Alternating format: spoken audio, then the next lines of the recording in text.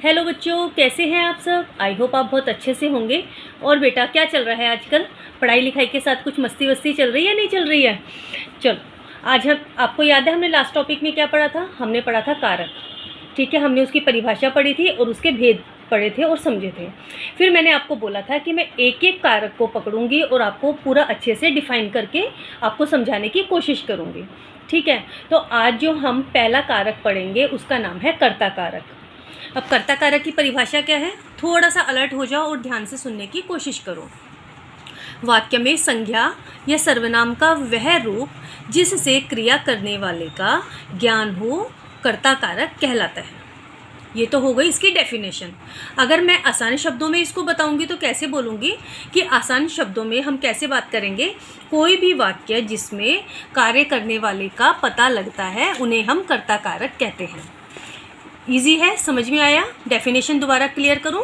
वाक्य में संज्ञा या सर्वनाम का वह रूप जिससे क्रिया करने वाले का ज्ञान हो, कर्ता कारक कहलाता है। अब डेफिनेशन तो बेटा आपको याद करनी पड़ेगी ना। इजी वाली लाइन तो हम उसमें डेफिनेशन में नहीं लिख के आ सकते। ठीक है, इजी है, मुश्किल नहीं है, कंसंट्रेशन की ज़रूरत है।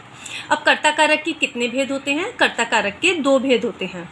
एक तो परसर्ग के साथ, परसर्ग सहित, और एक परसर्ग के बिना, परसर्ग रहित। अब परसर्ग क्या होते हैं, जिन वाक्यों में ने, को, से, के द्वारा ऐसे शब्द, जो ऐसे वर्ण आते हैं, ऐसे शब्द आते हैं, वहाँ पे उनको हम परसर्ग कहते हैं। उदाहरण देख लेते हैं, उससे आपको अच्छे से टॉपिक क्लियर हो जाएगा। पहला उदाहरण है, बालकों ने फुटबॉल मैच जीता। बच्चे मैदान में खेल रहे हैं। अपूर्वा पुस्तक पढ़ेगी। अब देखो, इन सभी वाक्यों में बालकों, बच्चे, अपूर्वा क्रिया करने वाले हैं, अतः ये कर्ता है। ठीक है, तो यहाँ कौन सा कारक हो गया, कर्ता कारक हो गया। अब ये तो थे परसर्ग के साथ। अब हम अगर परसर्ग रहित मतलब बिना परसर्ग के अगर हम वाक्य कौन से होते हैं उनको समझने की हम कोशिश करते हैं। राम स्कूल जा रहा है। अब इसमें ये तो नहीं बोला गया कि राम के द्वारा स्कूल जाया जा रहा है।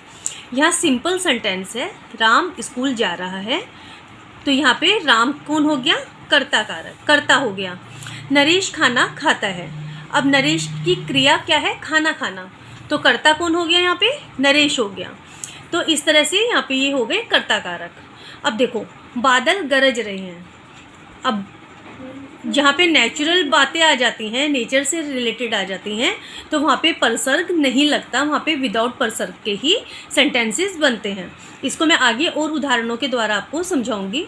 तो ये 3-4 जो समझे सेंटेंस समझे, परसर्ग के साथ वाले समझे और बिना परसर्ग के समझे। अब देखो, अभी तक मैंने आपको दोनों तरह के उदाहरण बताए, परसर्ग सहित वाले और परसर्ग रहित वाले। अब मैंने कुछ उदाहरण और लिखे हैं आपकी हेल्प करने के लिए कि आप इन उदाहरणों के द्वारा अच्छे से समझ सको। अब ये परसर्ग के साथ वाले यानी परसर्ग सहित वाले उदाहरण हैं, इनको और समझने की कोशिश करते हैं। मेरे मित्र ने मुझे उपहार में आज घड़ी दी। ने, अब ये आप पहचान बना लो बेटा, जहाँ पे ने, को, से, के द्वारा आएंगे ये परसर्ग जहाँ पे, तो वहाँ कौन सा कारक हो जाएगा, कर्ता कारक हो जाएगा। अध्यापिका ने आज छात्र को पीटा था।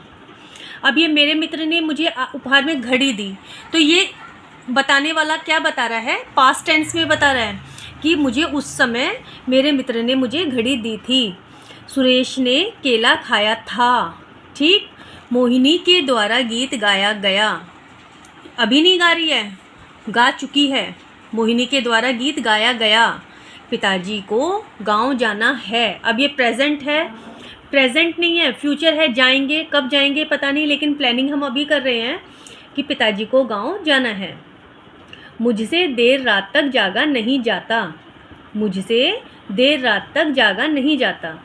अब ने परसर्ग जो है भूतकाल की क्रिया होने पर आता है। ये तो मैंने आपको 2-3 बार बताया, आपको समझ में आ गया होगा, है ना। ने परसर्ग की पहचान क्या हो गई कि पास्ट टेंस बता रहा है, भूतकाल बता रहा है। अब आगे देखते हैं कि कर्मवाच्य व भाववाच्य में कर्ता के साथ से के द्वारा को जो है वो परसर्ग लगाया जाता है। वहाँ पे कर्मवाच्य होगा और भाववाच्य होगा। तो वहाँ पे कर्ता के साथ परसर्ग से और के द्वारा लगाया जाएगा।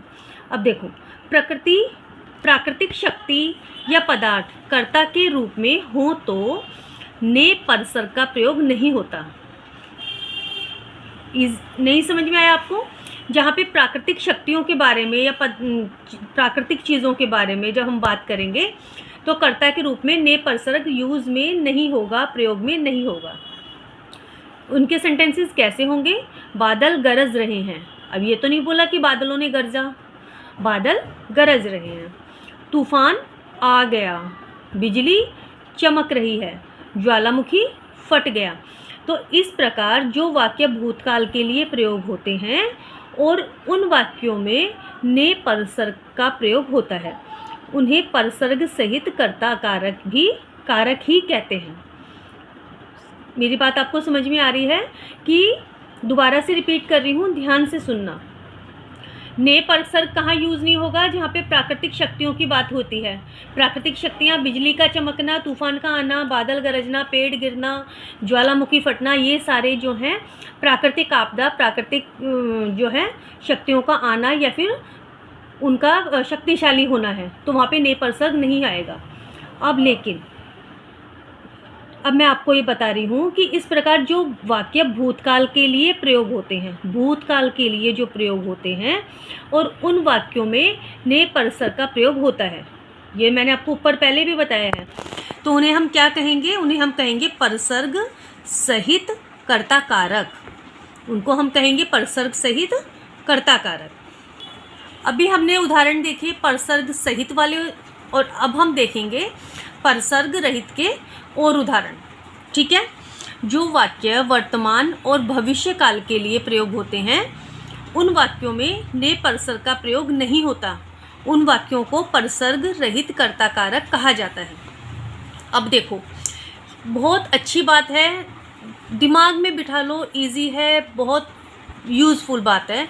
ने परसर्ग जहाँ पे आएगा वो भूतकाल होगा और जो भविष्य काल में जो है वर्तमान काल और भविष्य काल में ने परसर्ग का प्रयोग नहीं होगा। ठीक है? जो वाक्य वर्तमान और भविष्य काल के लिए प्रयोग होते हैं उन वाक्य में ने परसर्ग का प्रयोग नहीं होता है। इस बात को रट लो, दिमाग में अच्छे से बिठा लो। और उन वाक्यों को हम क्या कहेंगे? परसर्ग रहित कर्ता कारक। ठीक है? अब इसके हम 2-4 उदाहरण और देखते हैं और समझने की कोशिश करते हैं। राम स्कूल जा रहा है, कर्ता कौन है यहाँ पे? राम। कल भारत का मैच होगा, भविष्य की बात हो रही है। राम स्कूल जा रहा है, अभी जा रहा है, वर्तमान काल में क्रिया हो रही है, राम कर्ता, इसका कर्ता कौन है इसमें? राम है। कल भारत का मैच होगा, भविष्य काल की बात हो रही है, यहाँ पे ने नहीं आया है, तो भारत कौन है? कर्ता। मोहन किताब पढ़ रहा है, तो ये भविष्य वर्तमान काल की बात हो रही है, यहाँ पे ने परसर्ग नहीं आया। पिताजी खाना खा रहे हैं, दीपिका सो रही है, तो ये सारी क्रियाएं अभी प्रेजेंट टेंस में, प्रेजेंट में, वर्तमान में हो रही है, तो यहाँ पे ने परसर्ग का प्रयोग नहीं हुआ। तो ये परसर्ग रहित कर्ता कारक के उदाहरण हैं। ठीक है? तो मैं आपसे उम्मीद करती हूँ कि आज जो हमने कर्ता कारक को पढ़ा आप इसको अच्छे से पॉज करके पढ़ के उदाहरणों को समझ के इस चीज़ को अपने दिमाग में बिठा लो, ताकि आगे जो हम और उदाहरण करेंगे और कारक करेंगे, करण कारक है, कर्म कारक है, संप्रदान, अपादान, जो हम आगे कंटिन्यू और आगे करेंगे उनको समझने में आपको फिर दिक्कत नहीं आएगी। हर पॉइंट को अपने दिमाग में हम बिठाते जाएंगे, समझते जाएंगे और नेक्स्ट टॉपिक को लेते जाएंगे। आज के लिए इतना ही। नेक्स्ट टॉपिक में हम फिर से मिलेंगे जल्दी ही। Bye bye.